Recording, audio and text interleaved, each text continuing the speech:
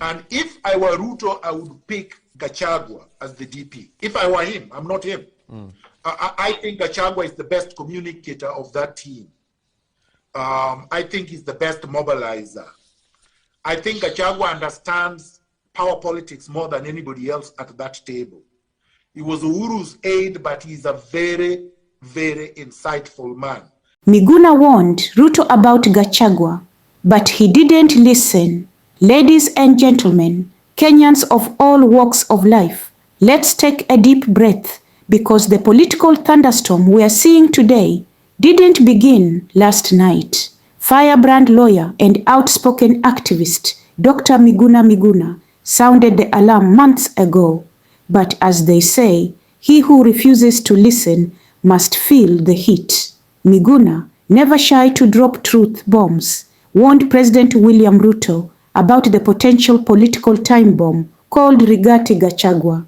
Yes, that same Gachagua, now throwing shade, shaking the mountain, and rattling State House. Miguna didn't whisper. He shouted, he tweeted, he thundered.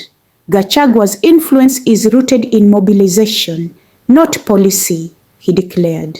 He saw what others refused to see. While Ruto was preaching unity and development, Gachagua was busy fortifying tribal strongholds, stoking the fires of division, and laying the groundwork for a potential showdown. And now, the chickens are coming home to roost. Miguna warned that Rigathi's 2027 Kwadebe narrative was not only misleading, it was dangerous. According to Miguna, trusting the current IEBC process blindly was foolish, especially with Gachagua positioning himself as the voice of the mountain. A silent power struggle was brewing, and Miguna screamed it from the rooftops. But Ruto, focused on his development agenda and shielding his political flanks, brushed it off. Some say he underestimated Rigath's cunning.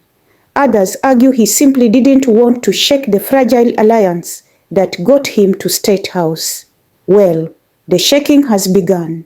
Political earthquakes are rumbling through the Kenya Kwanza alliance. Gachagua's statements are getting bolder, his tone defiant, his base mobilized. And now, insiders whisper of plots, divisions, even potential arrests. So here we are, exactly where Miguna said we'd be. The president, once confident, now walks a tightrope. Trust is fractured, power is shifting, and the warning signs, they were all there. Ladies and gentlemen, in the world of politics, prophets are often ridiculed before they are revered. Miguna sounded the trumpet. Ruto didn't listen. And now, Kenya watches, waiting for the next move.